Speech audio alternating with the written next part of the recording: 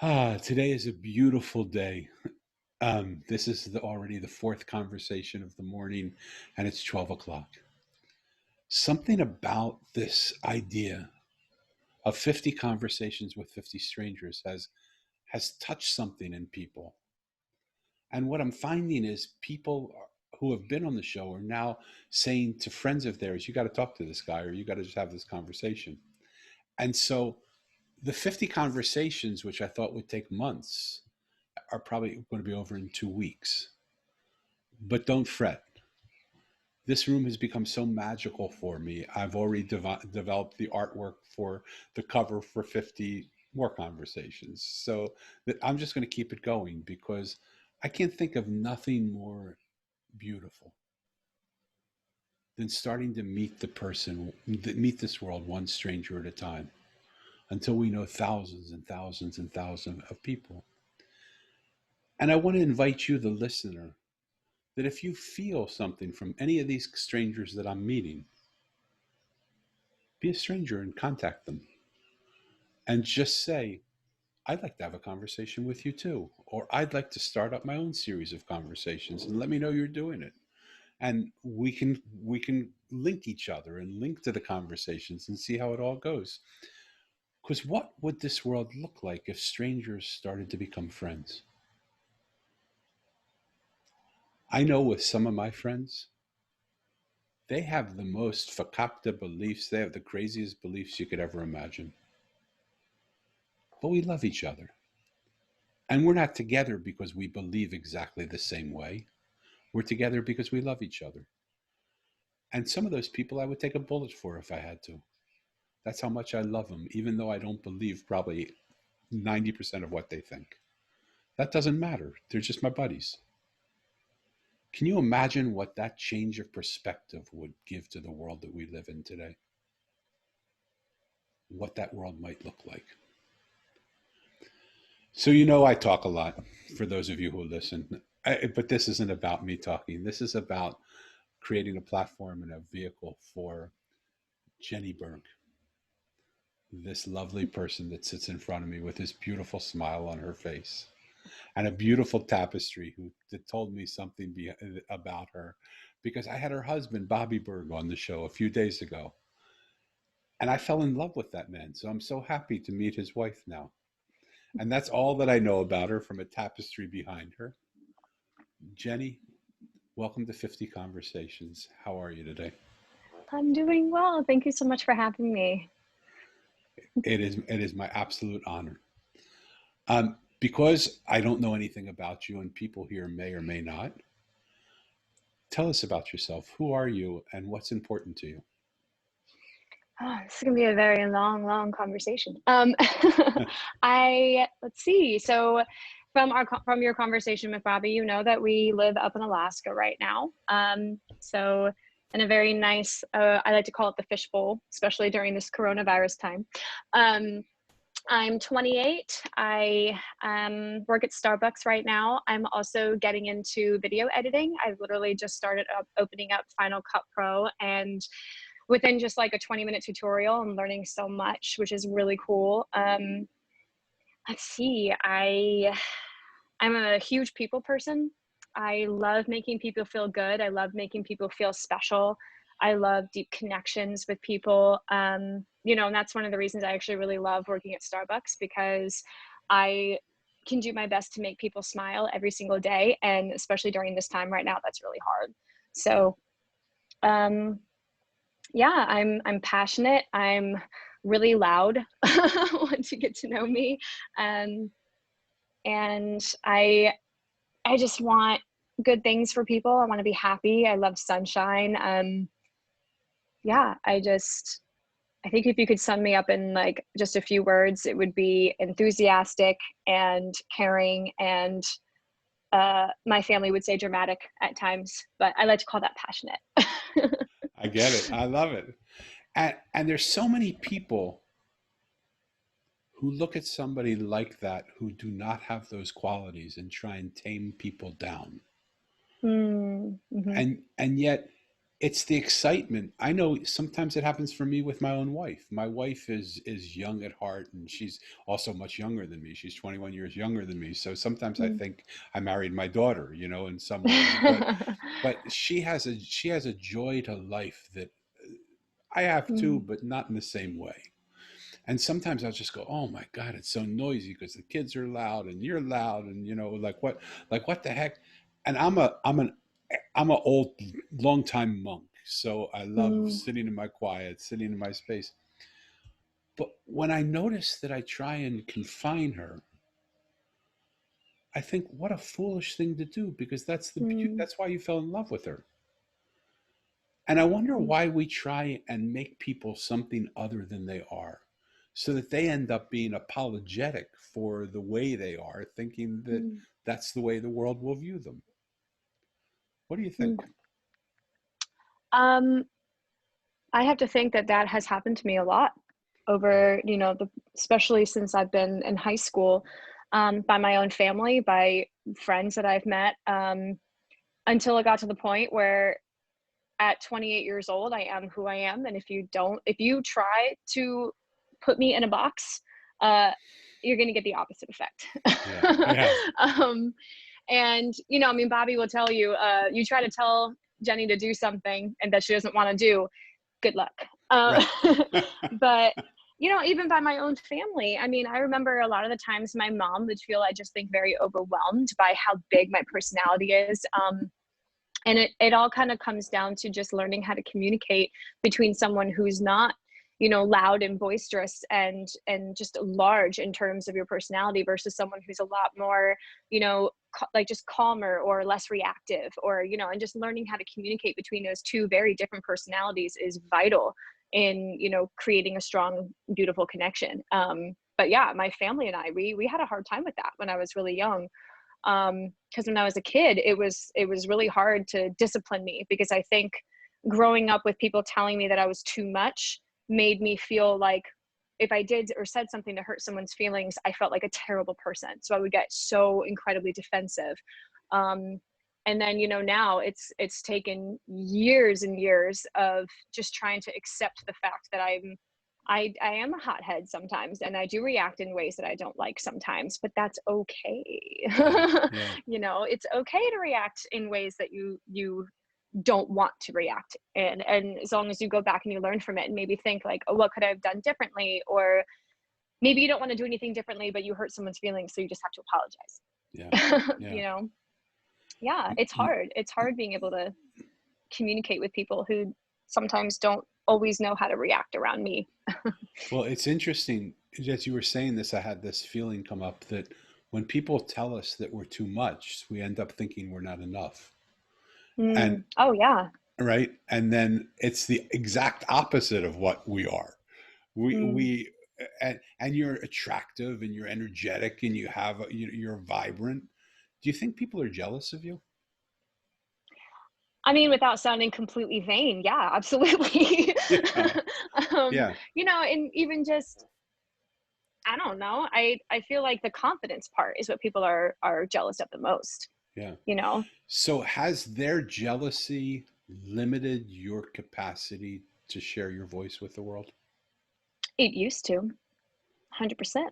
Yeah, because I used to be a person. I am a person who wants everyone to feel included and special, and like what they have to say matters. So sometimes that would sink in so much to the point where I was like, making sure that everyone else was okay, so that I wouldn't be true to myself, and I wouldn't, say what I needed to say or do what I needed to do or set the boundaries that I needed to set in order for them to feel better. And yeah, that's not a very healthy way to live. Yeah, and yet so many of us live that way. I mean, Mm-hmm. I just want people that are listening to pause for a minute and just replay what Jenny just said, because it's almost as if we care so much about other people not feeling intimidated by our presence that we don't care enough about ourselves to come out in with our full power. Mm-hmm. And so we end up playing life at half power or a third power or a fourth power or whatever it is. Mm. and never really get the chance to live our life out loud. And I Mm. would like to ask those of you who are listening, how many of you are doing that right now? And is that a decision out of choice? And I'm going to push you, if I can, just a tiny bit. Can I? You, Me? Oh yeah, Jenny yeah. Berg. Okay. Um, because as beautiful as that Starbucks experience is, you're so much bigger than that. Mm. And so you found a place where you can be and make people happy and do things that you're doing. But your talent is, and not that Starbucks isn't a great, I mean, being a barista at Starbucks is fabulous. I don't mean to in any Yeah. way, shape, or form demean that or say it's not enough, No, no, yeah. but you're bigger than that. Mm. And I would hate to see the belief systems of people telling you that you're too much make you settle for less than you're capable of actually being. Mm. Does that make sense to you at all? Absolutely. Yeah. I mean, that's actually something I've struggled with for the past, well, ever since I think I graduated college, really. I think I definitely let a lot of outer influences determine the path that I was going to take. Um, Before I started at Starbucks, I worked at a bank for 3 years, which was just the most awful job I could have ever picked for my personality type, ever. Um, I was a vocal performance major in college. I was a Yeah. musician in college, and I loved it. And it was like easy and also challenging because the music comes very naturally to me. But getting into like the grinds of music theory was not very easy for me. But either way, I think eventually I let the comfort path take over as Yeah. opposed to going to grad school or, not really knowing exactly what I wanted to do with music because I don't want to be a teacher because I know I don't have the patience to be a teacher.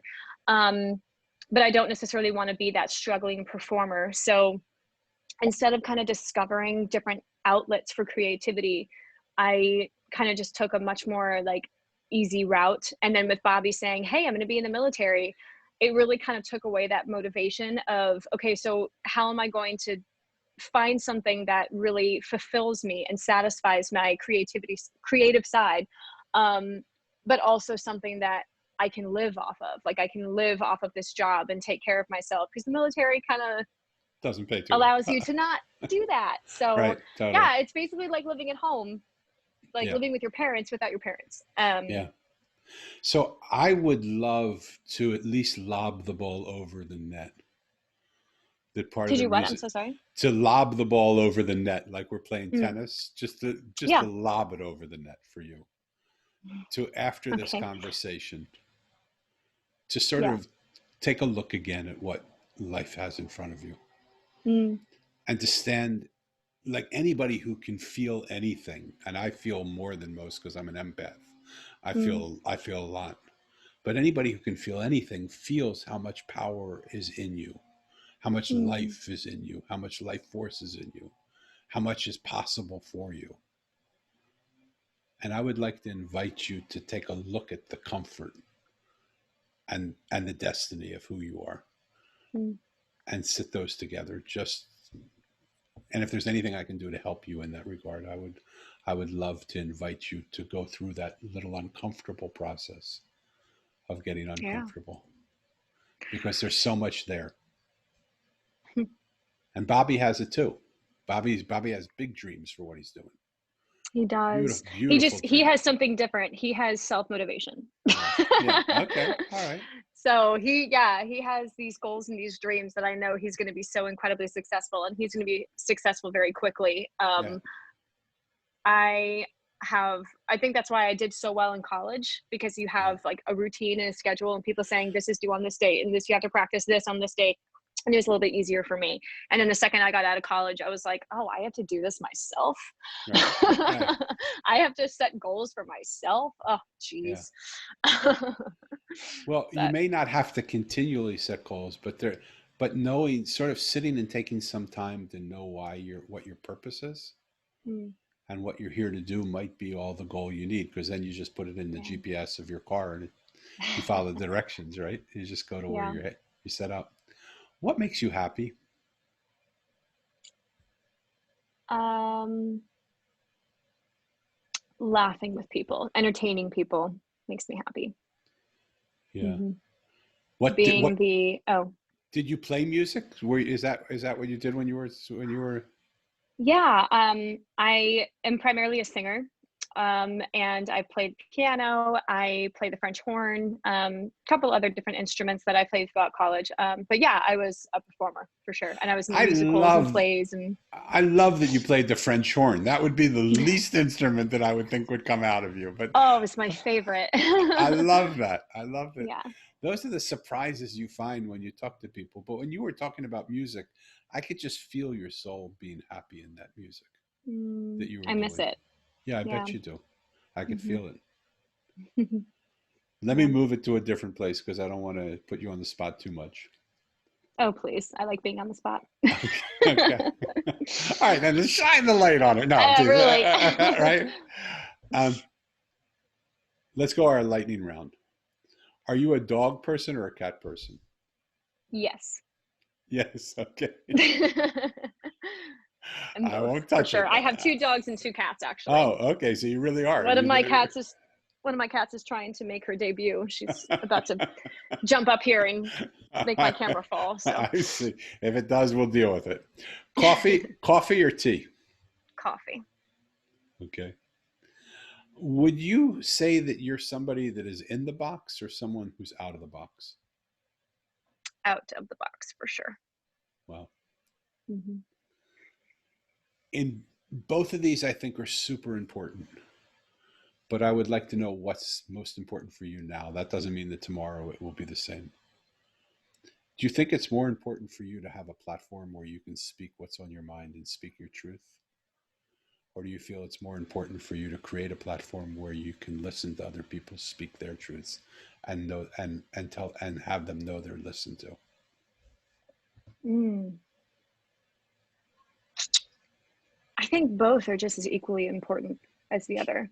I think um, I think it's important for you to feel like your voice is being heard, but I also think it's as equally important to be able to hear other people as passionately and as deeply as you want other people to hear you. I love you and I agree with you. I want to know in this moment which one is more out of balance for you. Which one do you need to do more of right now? Have a platform that people can hear me. Yeah, that's Hmm. great. Do you feel like you fit into this world or do you feel like you're different? Oh no, I don't feel like I fit in this world at all. I feel like I should have been born in a different time. I don't know what time exactly that is, but I feel like there are a lot of things that happen in this world that I just can't comprehend and I can't relate to. I don't know if you can hear my little baby in there. I might throw you out. It's Um, okay. yeah, I love you. Um, I don't know. I don't really feel like I relate. I feel like there are some people that I relate to very well. And usually those are people who kind of feel the same way Yeah. about this world and the way that it's working, especially during this crazy time that we're having right now. Yeah, I feel like one of the great things about living up in Alaska is that I do get out into the nature. I mean, like crazy, crazy. I don't know if anybody who's listening's been to a place like Alaska, but it's a very transcendent place. It's getting out in the mountains and the wilderness is very it's like humbling because you realize how small you are in this Yeah. world. But I do that a lot. I have to do that a lot because being cooped up in the town that we have, which is holds half the population of the entire state, Anchorage, that we're in right now, it's very for me it can be incredibly depressing. I have to turn my phone off. I have to turn my TV off. I have to get away from modern society. I just don't Yeah. feel like I relate to it at all. Yeah. And yet here you are in a room with someone you don't know in Yeah, completely in conversation and completely, I mm. mean, I felt so comfortable with you. I I don't do know if you too. feel, yeah. And so it's just interesting sometimes to look at some of the stories, right? Because here I'm this old fat guy in San Diego, and you're up in Anchorage, Alaska, and we don't have much maybe in common, or we may have a lot in common. We don't even know that, but yet we're Mm. sitting in this magic room called the Zoom room, and having a beautiful conversation together Mm. that's vulnerable and honest and real and open. And who does that? I mean, everything in society would say you can't be vulnerable, you can't trust, you can't, be scared, don't talk to strangers, right? Mm. But look what happens just in this gentle environment where two people don't know each other and say, why not? Let's just have a conversation. So I Yeah. really want to salute you in that and support you in Mm. that and thank you for that. Well, thank Um, you, because this experience already has been amazing. Fabulous. Thank you. Mm. Thank you. For me too. Would you say you operate more from your head or from your heart? Ah, geez. I would say it's probably pretty equal. I think it really kind of depends. I'd like to say I operate more from my heart. I think on a day-to-day basis, I probably operate more from my head. Yeah. Hmm. That was in keeping with the solution. You said, I think on a day to day basis, I operate from my head, as There opposed you to go. I feel from, right? I like that. Yep. Interesting. And yet, what's interesting to me is I was a little surprised by that response because here's this incredibly passionate, incredibly, loud, sort of bigger than life personality that would not, I wouldn't think that that would be operated by the head. But that's why I love to Mm. ask the questions. Yeah. Um, I think I know the answer to this question, but I'm going to ask anyway from what you said. Are you a leader or a follower? I was born a leader. Hmm. That's what I thought. I got that sense that if someone was trying to get you to do something that you couldn't follow because you didn't believe in it. Do you have the Yeah. courage to really lead, do you think? Let me frame it Um, for you. Let me frame it for you. When I look at our country, our beautiful country, the United States of America, I don't see United States anymore. I see divided states. mm, And I see silos that are so big and strong and gaps between those silos that are so wide and deep that it almost makes me wonder how will we ever come back to a United States. mm, And I see the leaders that we've entrusted with leadership seem to be more followers than leaders mm, because they don't have the ability to step out of their silo and say what our party is doing. This is just politically, but it could be you could take it in religion, you could take it in medicine, you could take it in education, you could take it anywhere you want to go. But the religion one is, I mean, the politics one is so easy to see. Um, whether you like Trump or not, he's done some amazing things and he's done some pretty mhm, lousy things. mhm, And the Republicans can't say the pro-Trump people, let's just call them pro-Trump rather than Republican and Democrat. The mhm, pro-Trump people can't acknowledge, or at least publicly don't acknowledge, that we love what he's done here, but we hate this part of him. yeah. And the Democrats are no better or worse. They No. like right. They can't acknowledge that he's done anything good. It's like every time he turns Hmm. a corner, they slam him with a a brick or something.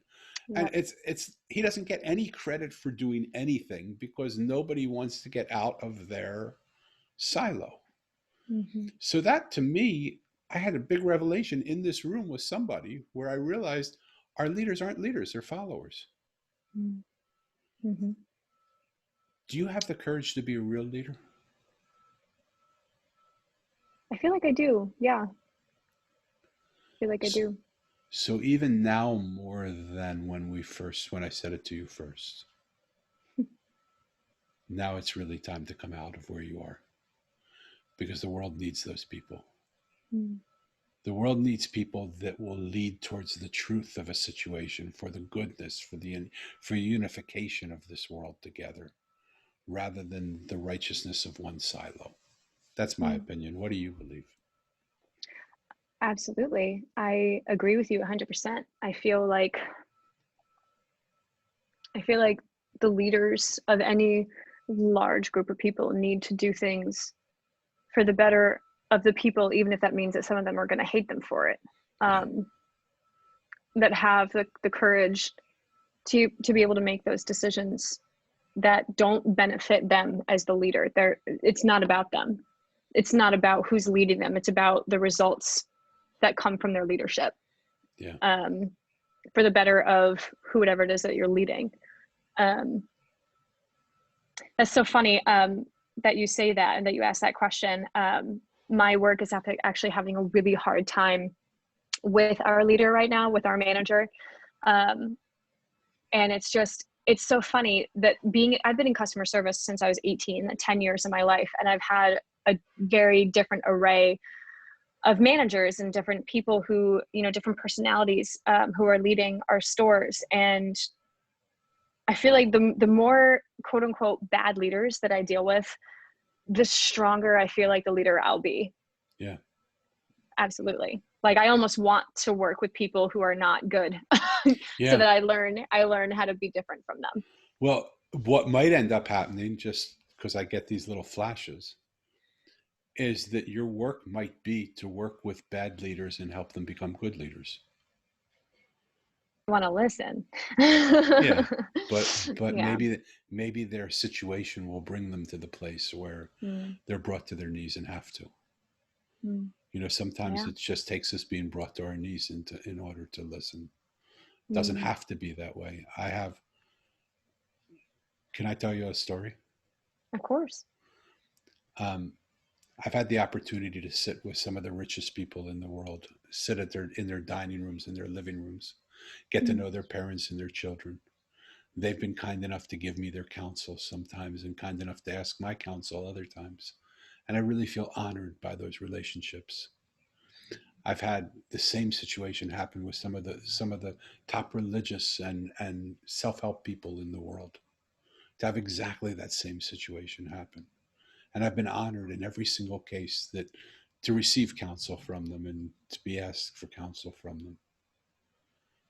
And there's a third group of people that I've been even more honored to be with. They're the poorest of the poor. I've sat on their cardboard boxes with them. I've sat on the concrete ground, on dirty trails, on dirty dirt-filled roads, and I've brought to them a loaf of bread and some grapes or olives or a bottle of wine, and we've sat and just shared with each other. And they've been kind enough to ask my counsel on some things, and even kinder to give me their counsel. And what I realize is every single one of them wants the same exact thing. They want to be listened to and heard. They mm, want to be loved and accepted. And they want to be acknowledged and validated.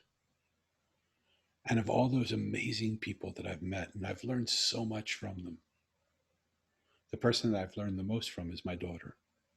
mm, I have a 30-year-old developmentally delayed daughter, mm, and she can't speak like you and I are speaking. She can't have this conversation. People just don't understand her. And yet she counts on me to understand her because I'm the closest person. We love each other. We're just so close to each other. And most of the time, I do understand her, and we're not talking about her talking about Socrates and Descartes and heavy philosophical points. It's mainly about basic human needs and what she needs. But sometimes I just don't understand her. Sometimes she'll try and say what she wants, and I just can't understand her. And when I do that, she speaks louder. mm, But most of the time, it's not the volume of what she's saying that's keeping me from hearing her. Although I'm getting old and my ears are going. But it's not normally her volume. It's normally the clarity, and I just don't understand her. And yet, sometimes, even when she speaks a little louder, she'll pronounce it a little bit different that'll make me understand it, but not most of the time. Most mm, of the time, she's now just saying something louder that I don't understand. And when she says it like that and I don't understand, she'll throw a tantrum. mm, And that tantrum could be in the middle of a store, it could be at the beach, it could be at a friend's house, it could be while we have people over for dinner, it could be at our own dining room table, it could be while I'm giving her a bath or while I'm just walking with her in the park. And when I still don't get what she's trying to say, she'll come running at me and grab my shirt and try and rip it or try and bite me or try and do something. She'll literally attack me. And I feel like I'm a sensitive, intelligent man most of my time, mm, but this went on for about 15 years, often, sometimes three, four, 10 times a day. And I just mm, couldn't figure it out. And after a long time of doing this and having no idea what to do, I looked at her and I said, Elise, I'm just exhausted. You Mm. know how much I love you. You know how important it is for me to understand you. I'm sorry, but I just don't understand your words. Can you find a way to talk to me that won't use words? And she went from the midst of her rage into this beautiful smile that completely melted my soul. And she said, I am Daddy, in perfect English. And I looked at her, I said, what do you mean? What are you talking about? How are you doing that? And she put her finger to the side of her head like this. And I said, you little son of a gun, have you been putting thoughts into my head? And she started to laugh like you're laughing. But imagine all the pain of not being able to communicate. Imagine all the pain of not being able to be, and finally having somebody to understand what you were actually doing and the freedom that came with that. We just laughed in uncontrollable laughter, contagious laughter that kept us going for 10 or 15 minutes. Do you know, Jenny, from that moment on, she's never raised her voice, she's never tantrumed, and she's never attacked anymore. Because now she's heard, and she knows how to get Mm. heard, and she knows I'll listen to her. If that would have been the end of the story, it would have warmed my heart so much that I now can hear my daughter and hear the things that she says. And she says to me some fascinating things that I didn't even know her mind was capable of thinking. But it isn't the end of the story. I wondered if the way Elisa operated was the way everybody in the world I knew operated. So I took that philosophy into boardrooms, into schools, into hospitals, into homeless shelters. I took it into government offices and I started to see, does the same thing happen? In every single case, I saw people do exactly the same thing. They speak and they don't get heard, they start to yell. When they scream and they don't get heard, they create chaos, they create havoc, they try and make a scene unpleasant. And when the unpleasant scene doesn't work, they try and destroy something. It could be a marriage, it could be a reputation, it could be a family, it could be a building, it could be a square where people shoot people up and do that. And the antidote to all of it is for us to just listen to each other and find, if we can't understand each other, to just hear each other and listen a little bit more. What do you feel when you hear that story? Mm. That is such a beautiful story. I was just picturing it, just you guys just laughing together. It's just after you have that light bulb of communication, just um I think that's it right there, isn't it? That's the point of having connections with people, right? Is Yeah, is being able to communicate in ways that you both can understand. yeah, yeah, Because without that, I mean, how does anything ever get done? yeah. Well, and in so many cases, if you look at our political situation, regardless of which side you're on, you see a lot of yelling, a lot of tantruming, and pretty soon there'll be destruction. There is destruction now because people just Mm. don't feel listened to, don't feel heard, don't feel acknowledged, don't feel validated, don't feel loved, don't feel accepted. Yeah. Mm. Do you feel I the think of, world? Go ahead. I'm sorry. I didn't mean to interrupt. no, go for it. Ask your question. So I know that my daughter is trying to speak to me, and I know other people are trying to speak to me, and I know that if I listen to people, they'll feel loved and accepted and acknowledged and heard and validated. Do you think other things are speaking to us? Do you think the climate is speaking to us? Do you think the world itself is speaking to us? Do you think our Mm. businesses and our bodies and our world is speaking to us? Absolutely. 100%. Um, I feel like everything is speaks to us every single day. I mean, you just have to learn how to listen. I feel like Yeah, um, Oh, the climate, absolutely. The climate is, I think, at this point, is yelling at us. Yeah, yeah. um, I don't really know how to describe it in words. Um, the way that I feel like the world is speaking to us. Um, but no, 100%, I agree. I would say yes. And so it's so interesting that a 30-year-old developmentally delayed kid might have the solution to a lot of our problems. Because if the climate is yelling at us, if it doesn't get heard, pretty soon it'll create havoc, which it may or may not already be doing. It may be tantruming Mm, with us right now. And pretty soon will then, if it doesn't get heard, start to destroy things. mm. And so, what do you think it's trying to say to us? Um, Help. I think it's asking for our help because I mean, the human race is the only species on the planet that can help. Yeah, We're the only ones who can make a difference at this point. So I think it's asking for us to listen. It's asking for us to slow down and to be more, I guess, globally aware of what's going on rather than just being completely self absorbed with what it is that we need.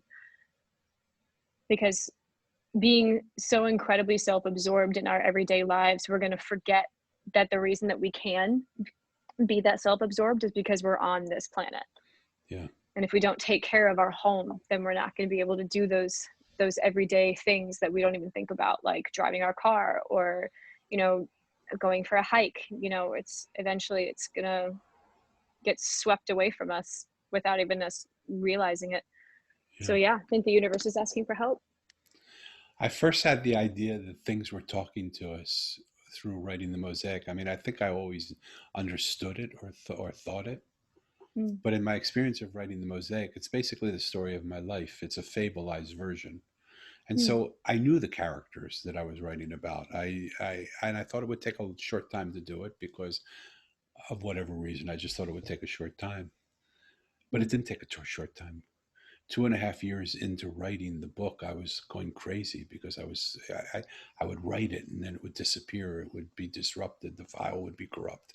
Something would happen. It was like I didn't save it. And I would write what I thought was great in the evening. I'd wake up and I'd see this is nothing. It's terrible. Like, what did I think that was great for?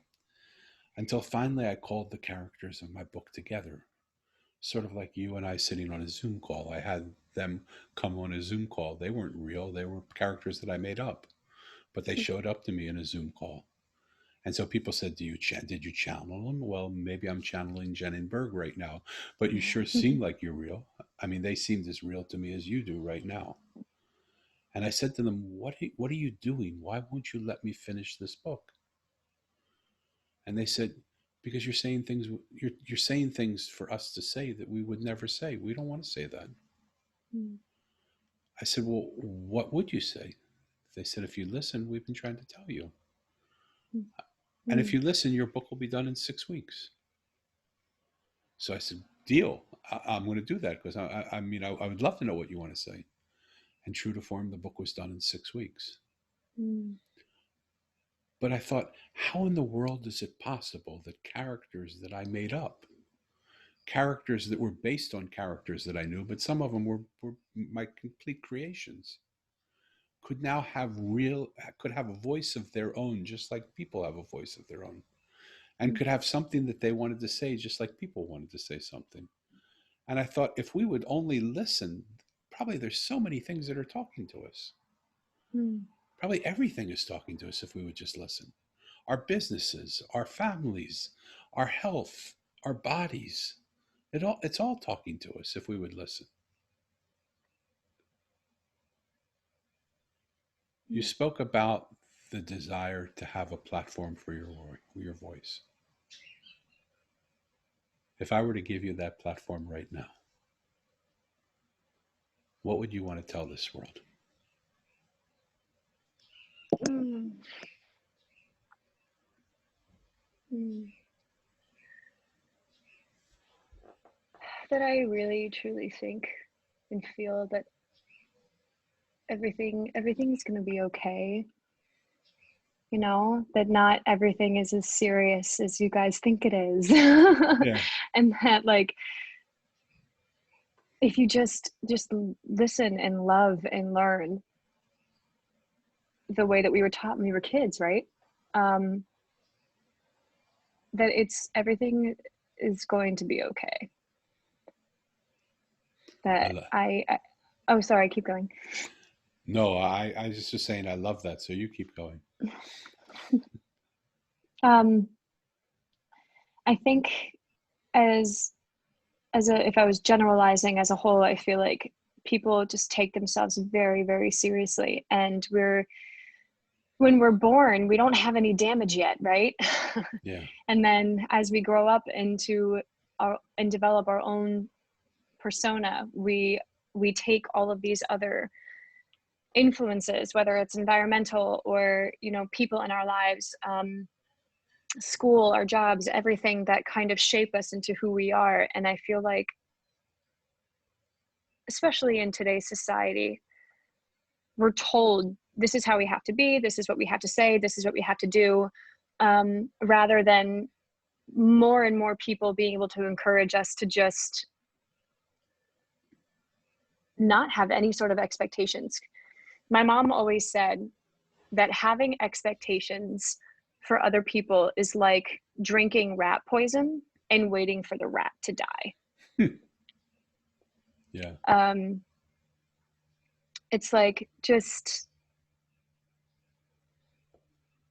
I don't know. I feel like if everyone, you know, the way that Bobby is, he's trying to encourage students to just kind of sit back for a second and forget about all the society's expectations. And he's asking, you know, what is it that you love to do? What are your hobbies? What are your interests? Like, what is it that really brings you fulfillment and happiness?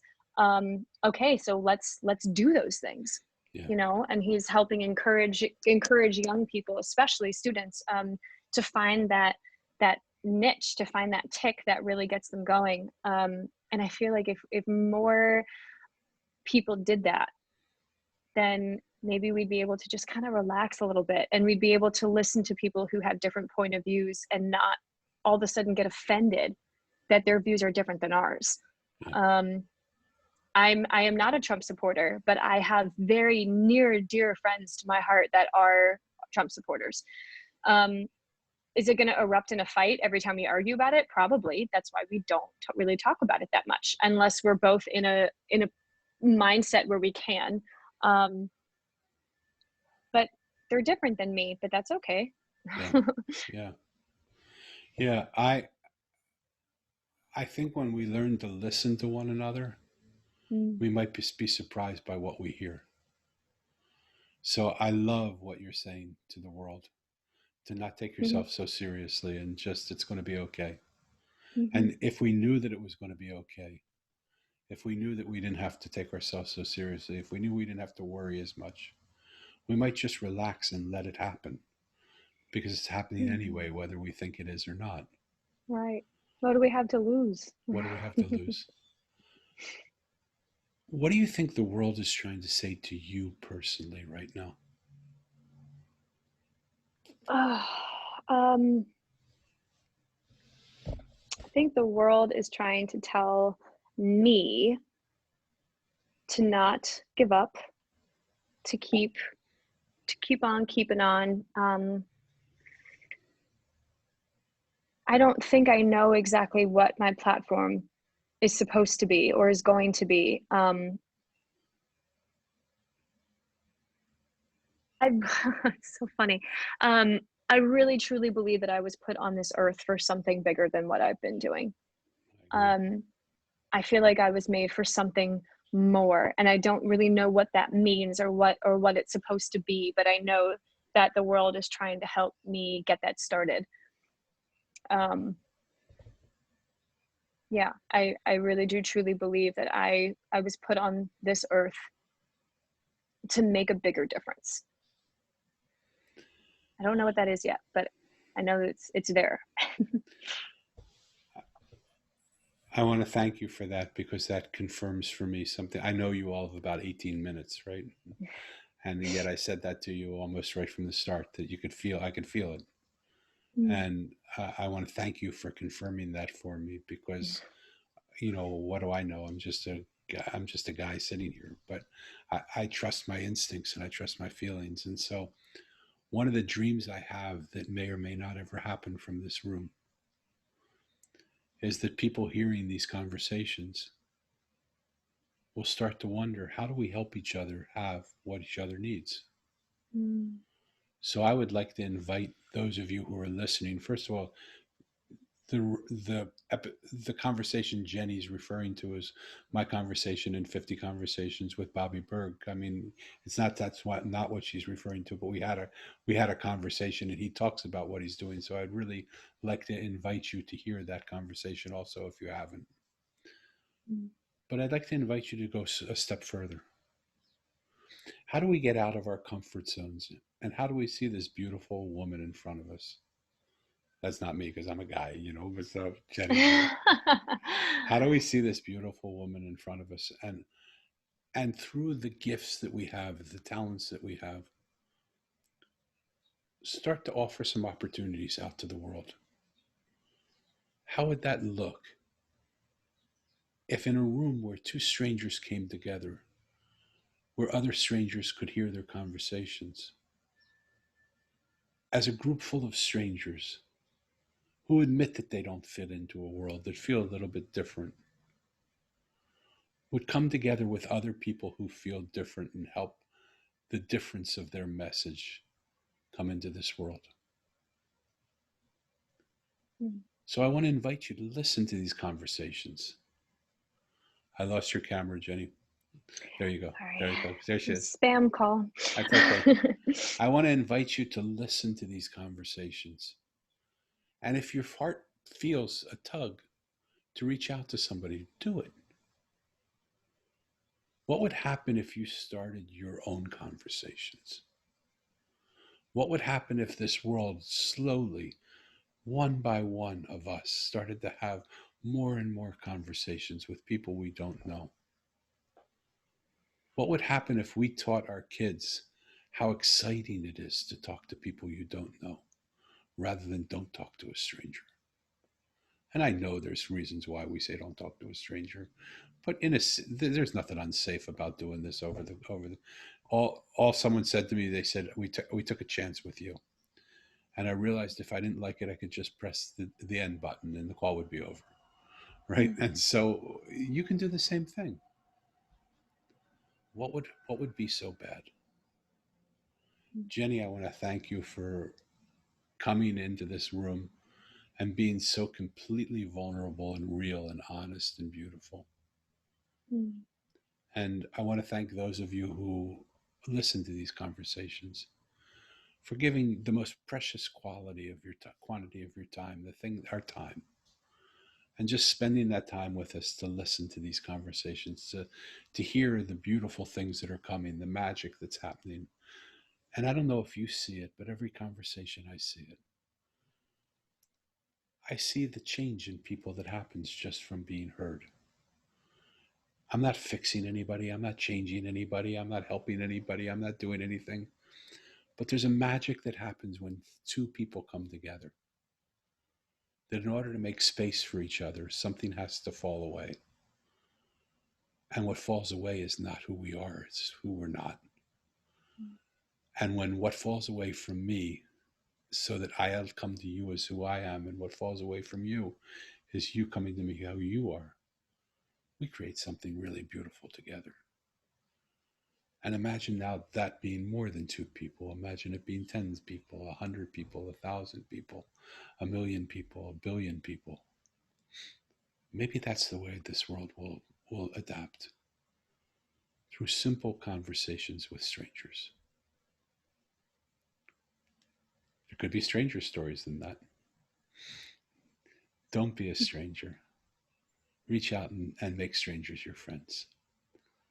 Jenny, is there anything you want to say before we close down? Just thank you, Daniel, for this experience. I really wasn't expecting I don't think I was expecting something like this to come of it. And